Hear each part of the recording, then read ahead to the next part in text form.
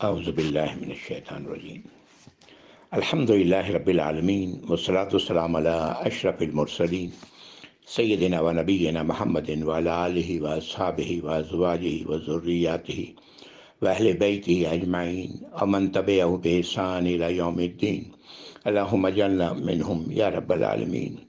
اعوذ باللہ من الشیطان الرجیم رب اشرح لی صدری ویسر لی امری واحلل عقدۃ من لسانی یفقہوا قولی۔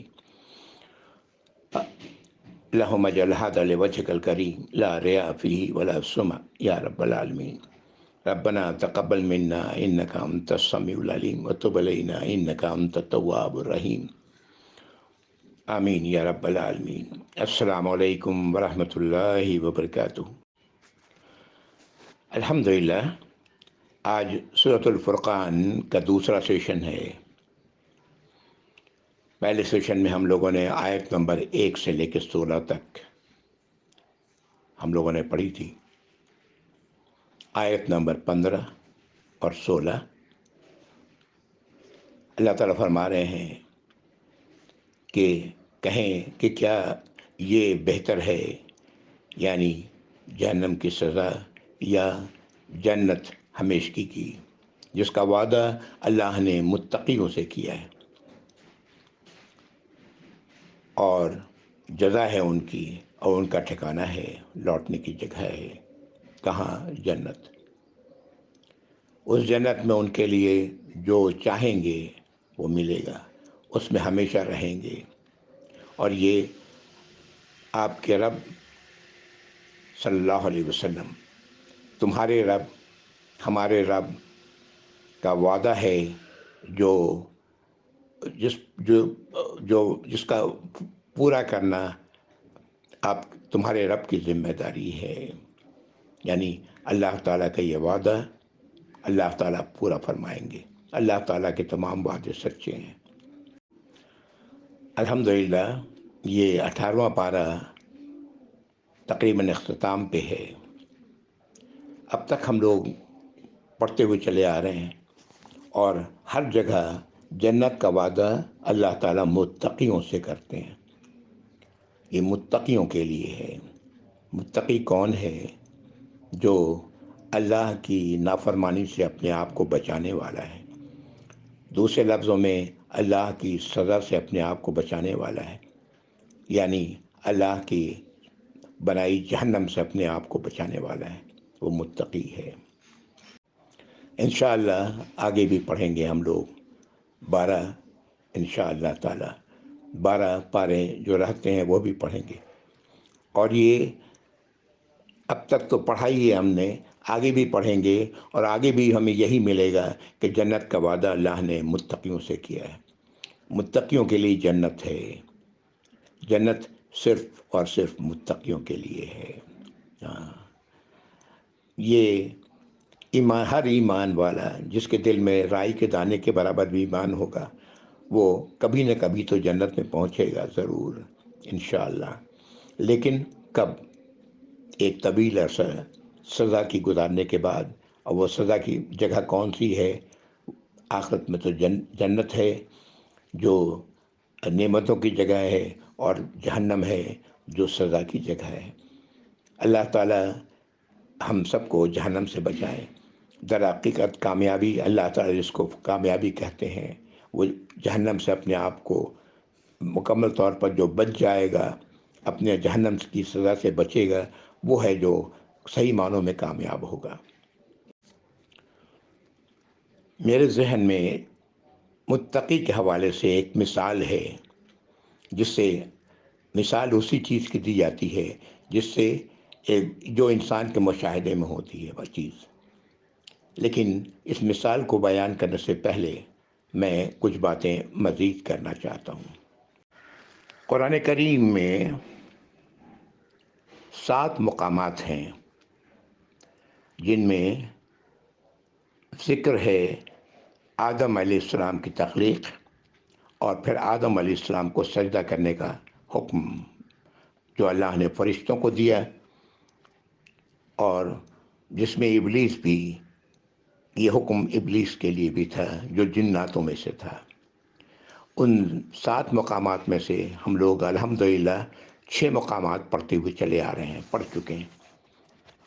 7واں مقام سورۃ الصاد میں آئے گا۔ ان تمام مقامات کو آپ لوگوں کے ذہن میں ہوگا۔ میں نے شروع میں ایک بات کہی تھی، بالکل شروع میں، اور بار بار بھی دہراتا ہوں کہ قرآن کی سورۃ البقرہ کی آیت نمبر 2 سے لے کے آیت نمبر 39، یہ وہ مضمون ہے جس کے گرد پورا قرآن گردش کرتا ہے۔ پورے قرآن کی تعلیمات، پورے قرآن کی تمام باتیں ان آیت نمبر 2 سے 39 کے درمیان یہ جو مضمون آ رہا ہے اسی پر ہے۔ یہ میرا اپنا ذاتی خیال ہے جو میں آپ سے عرض کر رہا ہوں۔ تمام فرشتوں نے سجدہ کیا لیکن ابلیس نے سجدہ نہیں کیا، اور اس نے جو باتیں کہیں اللہ سے سجدہ نہیں کرنے کے جواز میں، ہم لوگ پڑھ چکے ہیں، ان کو تمام کو دہرانا میرا مقصد نہیں۔ سورہ بنی اسرائیل میں ابلیس کہتا ہے کہ کیا آپ نے اس بات کو سوچا، کیا اس بات کو پر غور کیا کہ جس کو آپ نے مجھ پر بزرگی دی ہے، اگر مجھے قیامت تک آپ نے موقع دیا تو میں اس کی اولاد کو بجز بہت تھوڑے لوگوں کے یقیناً اپنے بس میں کر لوں گا۔ یہ بنی اسرائیل کی آیت نمبر 62 تھی۔ سورہ صاد ابھی ہم لوگ پڑھی تو نہیں ہے، انشاءاللہ پڑھیں گے۔ اس کی آیت نمبر 82 میں یہ ابلیس کہتا ہے اللہ رب العزت سے کہ آپ کے عزت کی قسم، آپ کے اقتدار کی قسم، میں لازماً ان سب کو گمراہ کروں گا۔ کن سب کو؟ آدم علیہ السلام اور ان کی اولاد کی بات کر رہا ہے وہ۔ سورۃ الحجر کی آیت نمبر 39 میں وہ کہتا ہے کہ اے میرے رب، چونکہ آپ نے مجھے گمراہ کیا، میں لازماً زمین کو ان کے لیے پرکشش کر دوں گا اور ان سب کو گمراہ کروں گا۔ سورۃ الاعراف کی آیت نمبر 16 اور 17 میں کہتا ہے کہ بوجہ اس کے کہ آپ نے مجھے گمراہ کیا، میں ضرور بیٹھ جاؤں گا ان کے لیے آپ کے سیدھے راستے پر، پھر میں ان پر آؤں گا، لازماً آؤں گا، ان کے سامنے سے، پیچھے سے، داہنے سے، بائیں سے، اور آپ ان میں سے کمی ہوں گے جنہیں آپ شکر گزار پائیں گے، یعنی اپنا فرما بردار پائیں گے۔ سورہ بنی اسرائیل کی آیت نمبر 63 میں یہ کہتا ہے، ابلیس کہتا ہے، اللہ رب العزت فرماتے ہیں کہ چلے جاؤ، کس کو؟ ابلیس کو، چلتے بنو، جو تمہاری پیروی کرے گا ان میں سے، یعنی انسانوں میں سے، تو بے شک جہنم اس کا پورا بدلہ ہوگا، یعنی پورا بدلہ اس کا کیا ہوگا؟ جہنم کی سزا ہوگی۔ سورہ بنی اسرائیل میں اللہ تعالیٰ فرماتے ہیں کہ جو میرے غلام ہوں گے ان پر تیرا کوئی بس نہیں چلے گا، اور اے نبی صلی اللہ علیہ وسلم، اے انسان میں مجھے کہا جا رہا ہے، تمہیں کہا جا رہا ہے کہ بحیثیت کارساز، اے انسان، تمہارے لیے اللہ کافی ہے، تمہارا رب کافی ہے۔ سورہ بنی اسرائیل میں ہی آیت نمبر 64 میں اللہ نے فرمایا کہ بہکا لے ان میں سے جن پر تو قابو پائے، یعنی انسانوں میں سے، اپنی آواز کے ساتھ، اور چڑھ دوڑ ان پر اپنے سواروں کے ساتھ اور پیادوں کے ساتھ، اور شریک بن جا ان کے مالوں اور اولادوں میں، اور ان سے وعدے کر، اور اللہ تعالیٰ فرماتے ہیں کہ وعدے ان کے جو وعدہ تو کرے گا انہیں، اور اللہ تعالیٰ فرماتے ہیں کہ کیے ہوئے تمام وعدے جو انسان سے تو کرے گا وہ سب دھوکے ہی کے ہوں گے، سوائے دھوکے کے اور کچھ نہیں ہوگا۔ سورۃ النساء کی آیت نمبر 118 اور 119 میں شیطان کہتا ہے میں ضرور بضرور تیرے غلاموں کو آپ کے غلاموں میں سے ایک مقرر حصہ لے لوں گا اور انہیں میں ضرور گمراہ کروں گا، انہیں لازماً خوبصورت تمناؤں میں الجھاؤں گا، انہیں حکم دے کر رہوں گا تو وہ ضرور مویشیوں کے کان چیریں گے، میں انہیں حکم دوں گا، میں انہیں حکم دے کر رہوں گا تو وہ لازماً اللہ کی تفریق میں تبدیلیاں کریں گے۔ یہ تمام آیات جو میں نے آپ کو سنائی ابلیس اور کے حوالے سے، یہ وہ ہے آبسٹریکشنس ہیں جو انسان کے لیے صراط مستقیم پر اسے پیش آئیں گے، اور وہ یہ آبسٹرکشن کھڑا کرنے والا کون ہے؟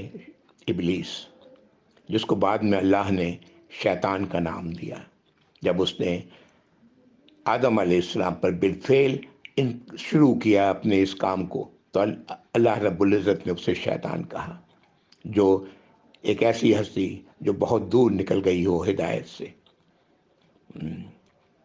یہ وہ آبسٹرکشن ہے، یہ اللہ رب العزت کی بہت بڑی کرم فرمائی ہے انسان پر کہ ابلیس کو اللہ تعالیٰ نے کوئی اختیار نہیں دیا ہے، وہ صرف دلوں میں وسوسے کرتا ہے، خیالات ڈالتا ہے، اور انسان پھر ان خیالات پر، ان وسوسوں پر عمل کرتا ہے، اور وہ تمام وسوسے کیا ہیں؟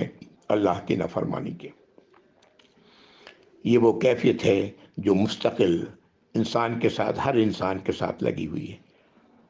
میرے لیے بھی اللہ نے ایک شیطان مقرر کیا ہوا ہے، اور ہر انسان کے ساتھ ایک شیطان مقرر ہے جو انسان کو اللہ کی نافرمانی کی طرف لے جانا چاہتا ہے۔ سورۃ الفاتحہ ہر نماز میں ہم لوگ پڑھتے ہیں، اس کے بغیر نماز نہیں ہوتی۔ آیت نمبر 6 میں سورۃ الفاتحہ کے ہم پڑھتے ہیں اہدنا الصراط المستقیم۔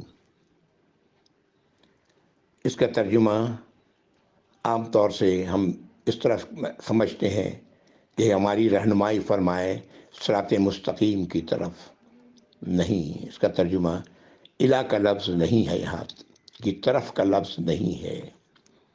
یہ پڑھنے والا اللہ سے یہ کہہ رہا ہے کہ صراط مستقیم پر میری رہنمائی فرمائے۔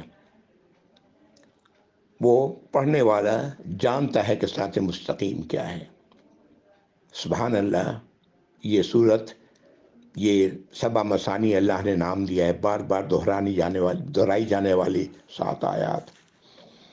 یہ صراط مستقیم تو اللہ کی اطاعت و فرما برداری ہے، اور اس اطاعت و فرما برداری میں پڑھنے والا اللہ سے یہ کہہ رہا ہے کہ اس راستے پر میری رہنمائی فرمائیں۔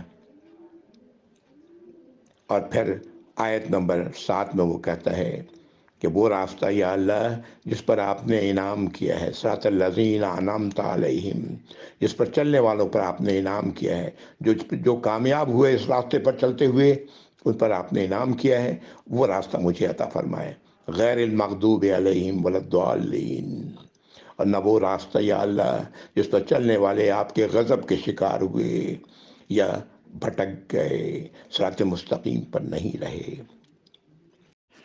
یہ ساری باتیں جو میں نے بیان کی وہ اس لیے تھیں کہ ایک ایمان والا جب وہ کہتا ہے لا الہ الا اللہ محمد الرسول اللہ، تو اللہ تعالیٰ اسے صراط مستقیم پر کھڑا کر دیتے ہیں۔ اب وہ اس صراط مستقیم پر چلنا شروع ہوتا ہے، وقت کے ساتھ ساتھ چلتا چلا جاتا ہے، اور اس راستے پر جو اپوننٹ ہے، جو اس راستے پر اسے اس راستے سے ہٹانے کی کوشش میں لگا ہوا ہے، وہ ہے شیطان، جو ان آیات میں جو ہم نے ابھی دوبارہ دہرائی، جو تمام پڑھی ہوئی آیات تھیں، کہ وہ یہ کام کر رہا ہے، وہ سیدھے صراط مستقیم پر ہی بیٹھا ہوا ہے، آگے پیچھے داہنے بائیں بھگانے پر لگا ہوا ہے، ہٹانے پر لگا ہوا ہے، کسی طرح یہ بندہ، یہ انسان صراط مستقیم سے ہٹ جائے۔ اور ایک ایمان والا اپنے آپ کو مستقل اس آبسٹرکشن سے جو شیطان مہیا کرتا ہے، اپنے آپ کو بچاتا ہے، اپنے آپ کو سنبھالتا ہے، صراط مستقیم پر قائم رہنا چاہتا ہے۔ یہی تو متقی ہے۔ ایسے ہی شخص کو تو اللہ نے متقی کہا ہے، اور ایسا ہی شخص صراط مستقیم پر چلتا ہوا جنت میں داخل ہو جائے گا۔ صراط مستقیم کا جہنم کے اوپر سے گزرتی ہوئی راہ سیدھے اسے جنت میں لے کے جائے گی۔ اب میں آتا ہوں اس مثال کی طرف جو میرے ذہن میں تھی، جس کا میں نے شروع میں ذکر کیا۔ رسی پر چلتے ہوئے تو آپ نے دیکھا ہوگا سرکس میں وغیرہ میں تو بڑا رسی تان دی گئی، اب اس رسی پر ایک آدمی چلنا شروع ہوتا ہے۔ آپ دیکھتے ہیں کہ وہ چلنا اس کا جو ہوتا ہے، کبھی داہنے کبھی بائیں، وہ اپنے آپ کو بچاتا ہوا چل رہا ہوتا ہے۔ وہ کس چیز سے اپنے آپ کو بچا رہا ہے؟ وہ بیلنس کس چیز سے اپنے آپ کو کر رہا ہے؟ فورس آف گریوٹی سے۔ اگر وہ ایسا نہیں کرے گا تو نیچے گر جائے گا، رسی پر نہیں چل سکے گا، ہے نا۔ اس کی کوشش یہ ہے کسی طرح اس کی سینٹر آف گریوٹی اس پوزیشن میں نہ آ جائے کہ وہ زمین کی کشش اس کو گرا دے۔ یہ وہ آبسٹرکشن ہے جس پر وہ، اگر وہ اس پر قابو پاتا ہے تو رسی پر چل کے دکھا دیتا ہے سبوں کو، اور ہم لوگ دیکھتے ہیں اور تالی بجاتے ہیں۔ اگر وہ اس پر قابو نہ پا سکے تو کیا ہوگا؟ گر جائے گا نیچے، چاہے وہ قدم اپنا نیچے چلاتے ہی چلا جائے، لیکن وہ بہرحال گرے گا نیچے۔ در حقیقت رسی پر اس چلنے والے کی تمام تر کوشش اپنے آپ کو آبسٹرکشن جو ہے زمین کی کشش، اس سے اپنے آپ کو بچا رہا ہے۔ اگر وہ بچاتا ہے تو کامیاب ہے، چل کے دکھا دیتا ہے رسی پر۔ اگر وہ نہیں بچاتا تو پھر گرے گا وہ رسی سے۔ ٹھیک اسی طرح ایک ایمان والا مومن، اگر وہ اپنے آپ کو اس آبسٹرکشن سے جو شیطان لعین مہیا کرتا ہے، بار بار مہیا کرتا ہے، ہر قدم پہ مہیا کرتا ہے، اگر وہ اپنے آپ کو بچانے کی کوشش نہیں کرے تو پھر وہ صراط مستقیم پر نہیں رہے گا۔ پھر وہ اس راستے پر جا سکتا ہے جو اللہ کے غضب کا ہے، اس راستے پر جا سکتا ہے جس کو ہم لوگ سورۃ الفاتحہ میں ضالین، بھٹک جانا، اور جو اس راستے سے بھٹکا وہ تمام کے تمام راستے جہنم میں جاتے ہیں۔ یہی وجہ ہے کہ اللہ رب العزت نے بار بار قرآن میں اور ہر جگہ پر قرآن میں جنت متقیوں کی بات کی ہے۔ جنت کس کے لیے ہے؟ متقیوں کے لیے ہے، جو اپنے آپ کو بچاتے ہیں، اپنے آپ کو بچاتے ہیں اللہ کے غضب سے، ناراضگی سے، یعنی اللہ کی نافرمانیوں سے، اور اپنے آپ کو بچاتے ہیں ایسی حرکتوں سے جو صراط مستقیم سے کہیں دور لے کے چلی جائے۔ اور پھر یہی لوگ ہیں جو جنت میں کامیابی کے ساتھ پہنچتے ہیں۔ میں نے بہت سارا وقت لے لیا ہے اس چیز کو بتانے میں جو میرے ذہن میں تھی، یہ مثال جو رسی پر چلنے والے کی میں نے دی، لیکن امید ہے کہ اللہ رب العزت میرے ذہن کو بھی اور آپ سب کے ذہن کو بھی اس معاملے میں کہ کلیئر، بالکل واضح کر دیں کہ اصل چیز اپنے آپ کو بچانا ہے، صراط مستقیم پر اپنے آپ کو قائم رکھنا ہے۔ اور یہی وہ بات ہے جو سورۃ الفاتحہ میں کہتے ہیں اہدنا الصراط المستقیم، ہماری رہنمائی فرمائے سیدھے راستے پر، سیدھے راستے پر چلتے ہوئے میری رہنمائی فرمائے، ہماری رہنمائی فرمائے۔ اب میں آتا ہوں سورۃ الفرقان آیت نمبر 17 پہ۔ اعوذ باللہ من الشیطان الرجیم۔ یوم یحشرہم وما یعبدون من دون اللہ فیقول اانتم اضللتم عبادی ہؤلاء ام ہم ضلوا السبیل۔ یہ وہ نقشہ ہے جو اللہ رب العزت آخرت کا پیش کر رہے ہیں۔ اللہ تعالیٰ فرما رہے ہیں کہ وہ دن جب ہم جب ہم سب انسانوں کو، تمام انسانوں کو اکٹھا کریں گے. ہاں، اور اشارہ ہے یہاں پر خصوصی طور پر ان لوگوں کی طرف جنہوں نے دوسرے الہ بنائے ہوئے ہیں، کہ جب ہم انہیں اکٹھا کریں گے آخرت میں، اس دن، قیامت کے دن، اور انہیں بھی جن کی یہ عبادت کرتے ہیں اللہ کے سوا. کیا مطلب؟ جس کی اطاعت و فرما برداری کرتے ہیں اللہ کے سوا، یعنی دوسرے الہوں کی بات، دوسرے الہوں کے پیچھے لگے ہوئے ہیں. تو اس دن اللہ تعالیٰ فرمائیں گے کہ کیا، ان سے پوچھیں گے جن کی یہ اطاعت و فرما برداری کر رہے ہیں، کہ کیا تم لوگوں نے انہیں گمراہ کیا، میرے غلاموں کو، ان غلاموں کو تم لوگوں نے گمراہ کیا، یا یہ لوگ خود ہی تھے راستے سے بھٹکے ہوئے. یہ آیت نمبر 17 ہے. قالوا سبحانك ما كان ينبغي لنا ان نتخذ من دونك من اولياء ولكن متعتهم وآباءهم حتى نسوا الذكر وكانوا قوما بورا. اب یہ جن کو انہوں نے الہ بنائے ہوئے تھے، وہ جواب دیں گے کہ اے اللہ، آپ تمام عیب اور کمزوریوں سے پاک ہیں. ہمارے لیے یہ نہیں تھا کہ ان یتخذ من دونک من اولیاء، کہ ہم آپ کے سوا کسی اور کو ولی بنائیں، کسی اور کو الہ بنائیں. لیکن ان لوگوں کا معاملہ یہ تھا کہ آپ نے انہیں دنیا کی زندگی عطا فرمائی، دنیا کا ساز و سامان عطا فرمایا انہیں، ان کے باپ داداؤں کو، یہاں تک کہ وہ بھول گئے کہ اس نصیحت کو جو آپ نے انہیں دی تھی، اور یہ لوگ تھے ہی ہلاک ہونے والے. اگلی آیت، فَقَدْ كَذَّبُوكُمْ بِمَا تَقُولُونَ، تو جھٹلا دیا تم لوگوں کو اس جو تم لوگ کہا کرتے تھے، وہ اسے جھٹلا دیا گیا. فما تستطيعون صرفا ولا نصرا، تو تم آج کوئی استطاعت نہیں رکھتے اپنے آپ کو عذاب سے بچا لینے کی، نہ اپنے آپ اور نہ مدد کی. وَمَن يَظْلِم مِّنكُمْ نُذِقْهُ عَذَابًا كَبِيرًا، اور جو بھی ظلم کرے گا تم میں سے، ہم اسے چکھائیں گے عذاب، اور کبیرہ، بہت بڑا. یہ آیت نمبر 17 سے 19 تک میں نے ابھی پڑھی. آیت تو واضح ہے، لیکن پھر بھی میں ایک بار چاہتا ہوں کہ یہ اللہ تعالیٰ اس دن فرما رہے ہیں، قیامت کے دن اللہ رب العزت ان لوگوں سے پوچھیں گے جن کی آج دنیا میں، جن کو لوگوں نے اپنا الہ بنایا ہوا ہے.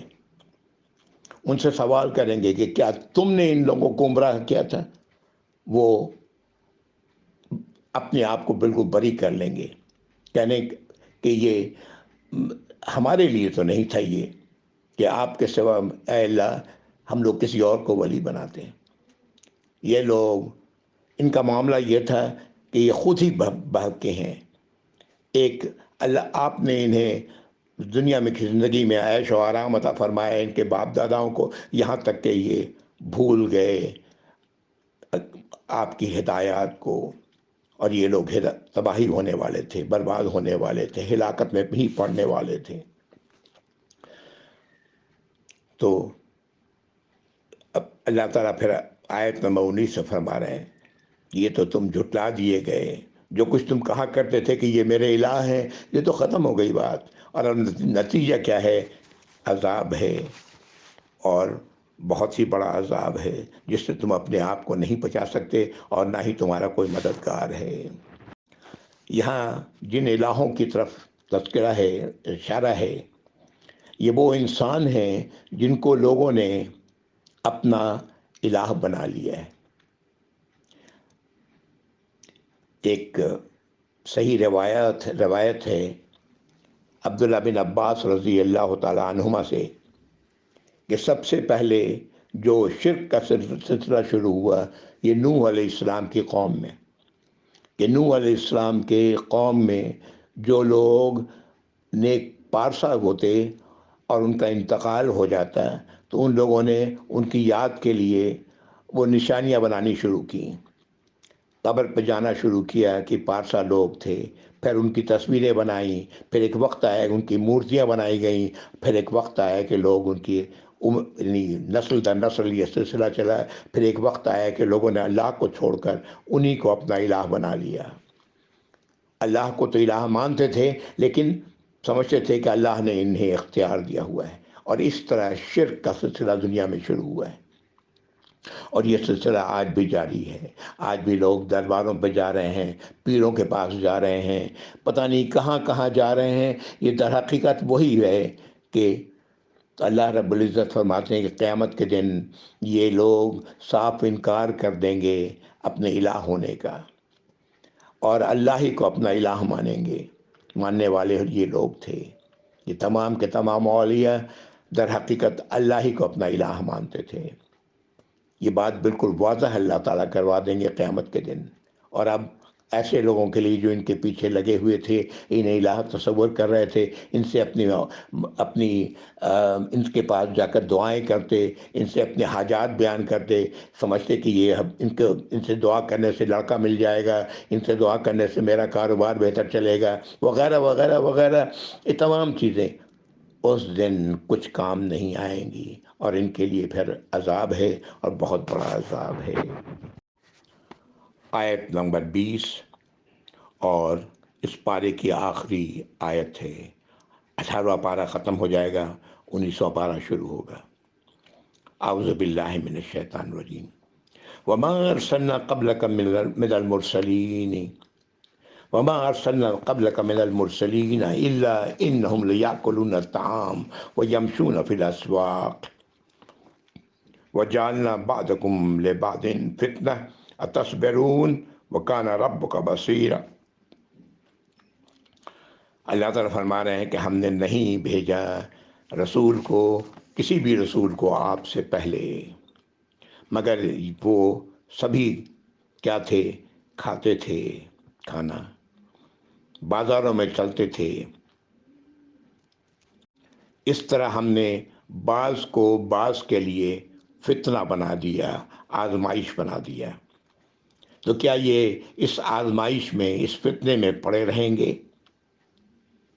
اور آپ کا رب، ہمارا رب، تمہارا رب تو سب کچھ دیکھنے والے ہیں۔ اللہ تعالیٰ سب کچھ دیکھ رہے ہیں۔ یہ آیت در حقیقت ان لوگوں کے سوال کے جواب میں اللہ رب العزت نے کہ یہ کیسے رسول ہیں، پیچھے ہم لوگ پچھلی نشست میں پڑھ چکے، یہ کیسے رسول ہیں جو کھاتے ہیں، پیتے ہیں اور بازاروں میں گھومتے ہیں، اس کا جواب ہے اس آیت میں کہ یہ ہمیشہ سے ایسا ہی ہوتا رہا ہے کہ رسول انسانوں میں سے ہی آتے رہے ہیں، اور انسان کے لیے جو سب سے بڑی آزمائش ہے وہ خود انسان ہی ہوتا ہے۔ آپ صلی اللہ علیہ وسلم نے ایک موقع فرمایا کہ اللہ تعالیٰ نے فرمایا ہے کہ میں تمہیں یعنی آپ کو اور آپ کے ذریعے اور لوگوں کو آزمانے والا ہوں۔ غور کریں، ہم سب جو سب سے بڑی آزمائش ہماری ہے وہ انسانوں کے درمیان، انسانوں ہی کے ذریعے ہے۔ شیطان کے بس میں تو وہ اپنی بزور قوت وہ کچھ ہمارے ساتھ نہیں کر سکتا، جیسا میں نے پہلے بھی ذکر کیا، آیات پڑھی آپ کے سامنے۔ وہ اپنے چیلوں کو انسانوں میں سے گمراہ کرتا ہے، اور پھر وہ آ کر کے آپ کے ساتھ زبردستی کرتے ہیں۔ یہ ایسا ہی معاملہ ہے جو دنیا میں، اور اس سے بچنے کا راستہ سوائے اس کے کہ اور کچھ نہیں ہے کہ اللہ رب العزت کی پناہ لی جائے۔ اعوذ باللہ من الشیطان الرجیم، کہ میں پناہ لیتا ہوں، پناہ میں آتا ہوں شیطان سے، اللہ رب العزت کے۔ یہی وہ راستہ ہے، اور یہاں سے یہ بات پتہ لگتی ہے کہ ایک مومن بار بار اللہ کی پناہ لیتا ہے، وہ بار بار اللہ کی طرف رخ کرتا ہے، اس لیے کہ اس راستے پر چلتے ہوئے شیطان اسے ہر لمحے کہیں نہ کہیں بہکانے کی کوشش کرتا ہے، یہاں تک کہ آخری وقت تک وہ کوشش کرتا رہتا ہے، کہ سانس اکھڑتے تک، جب انسان موت کے دہانے پر کھڑا ہوا ہے، ہاں، اس وقت تک اس کی کوشش ہوتی ہے کسی طرح اسے بہکا دیا جائے، اس راستے سے ہٹا دیا جائے۔ ایسے ہی انسان کو اللہ رب العزت نے منیب کہا، بار بار اللہ کی طرف رخ کرنے والا، بار بار اپنے آپ کو اللہ کی پناہ میں رکھ ڈالنے والا، اللہ کی پناہ لینے والا۔ بار بار 19واں پارہ شروع ہوتا ہے، اعوذ باللہ من الشیطان الرجیم، وقال الذین لا یرجون لقاءنا لولا انزل علینا الملائکہ اور نرى ربنا، اور کہا ان لوگوں نے جن کو جو آخرت کی، اللہ سے ملاقات کی انہیں کوئی امید نہیں، یعنی وہ آخرت پر ایمان یقین نہیں رکھتے، ایمان ہی نہیں رکھتے تو یقین کہاں سے ہوگا؟ کہ کیوں نازل نہیں کرتے اللہ ہمارے اوپر ایک فرشتہ، یا ہم دیکھتے اپنے رب کو، یعنی وہ چاہتے ہیں کہ یا تو فرشتہ آ جاتا ہے، نازل کیا جاتا ہے، اللہ نازل فرماتے ہیں، یعنی یا وہ اپنے رب کو وہ خود دیکھتے۔ اللہ تعالیٰ فرما رہے ہیں لقد استکبروا فی انفسہم اتوا عتوا کبیرا، ان لوگوں نے اپنے آپ میں بہت تکبر کیا، بہت زیادہ تکبر کا مظاہرہ کیا اپنے آپ سے، اور سرکشی کی، اور سرکشی بھی بہت بڑی۔ کیا سرکشی ہے کہ وہ اللہ سے چاہتے ہیں کہ اللہ تعالیٰ ان پر فرشتہ نازل کر دے، یا اللہ تعالیٰ کو خود اپنے آنکھوں یہ دیکھ لیں۔ آیت نمبر 22 جواب دیا جا رہا ہے، یوم یرون الملائکۃ لا بشری یومئذ للمجرمین، وہ دن جب یہ فرشتوں کو دیکھیں گے، اس دن ان کے لیے، ان مجرموں کے لیے کوئی خوشخبری کا دن نہیں ہوگا، کچھ خوشخبری نہیں ہوگی۔ وہ یقولون حجرا مہجورا، اور اس وقت یہ کہیں گے روکو روکو رکے، حجرا مہجورا، انہیں روکیں کچھ اس طرح کی بات، یعنی یہ اس مصیبت کو دیکھ کر کے جب یہ فرشتے کو دیکھیں گے، اس دن یہ کہیں گے، یہ موت کے وقت تو دیکھ لیں گے ان فرشتوں کو جو روح قبض کرنے آئیں گے، اسی لیے مردے کی آنکھ کھلی رہتی ہے، وہ ان فرشتوں کو دیکھ رہے ہوتے ہیں جو ان کی روح کو لے کے جا رہے ہوتے ہیں۔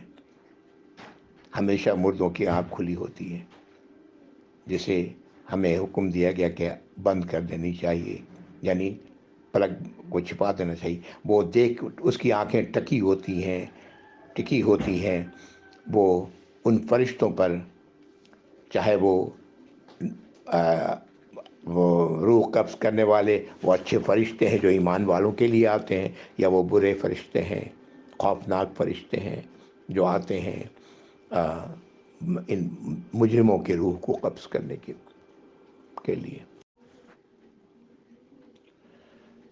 آیت نمبر 23 وَقَدِمْنَا إِلَىٰ مَا عَمِلُوا مِنْ عَمَلٍ فَجَعَلْنَاهُ هَبَاءً مَنْثُورًا، اللہ تعالیٰ فرما رہے ہیں کہ جو بھی عمل انہوں نے کیا ہوگا، یہاں پر ذکر نہیں ہے کون سے عمل، لیکن یہ وہ عمل ہوگا جس کی انہیں امید ہوگی اس دن کہ ہمیں اس کا بدلہ ملے گا، تو اللہ تعالیٰ فرما رہے ہیں کہ ہم اس کی طرف بڑھیں گے اور اسے دھول بنا دیں گے، حباء منصورا، ایک ایسا پراگندہ ذروں میں بدل دیں گے، یعنی وہ جیسے ہوا ذرات کو، گردوں کو اڑا دیتی ہے، اس طرح ہم اسے اڑا دیں گے۔ اگلی آیت نمبر 23، اس کی طرف ہم لوگ پڑھ چکے ہیں ابھی سورہ نور میں، وہ مثال جو اللہ نے دی کہ پیاسا پانی سمجھ کر آئے گا اور اللہ تعالیٰ اس کا حساب چکا دیں گے۔ یاد کریں، ذہن میں لائیں، اسے دھول بنا کر اللہ تعالیٰ اڑا دیں گے ان کے وہ اعمال جس کی انہیں امید ہوگی کہ اللہ سے اس کا بدلہ ملے گا۔ کیوں؟ اس لیے کہ یہ صراط مستقیم پر رہے ہی نہیں۔ اور ویسے بھی جب آخرت پر اللہ سے ملاقات پر یقین نہ ہو، آخرت پر کے معاملے میں شک و شبہات میں مبتلا ہو، تو نتیجہ ایسا ہی ہونا ہے۔ آیت نمبر 24، اصحاب الجنت یومئذ خیر مستقر و احسن مقیلا۔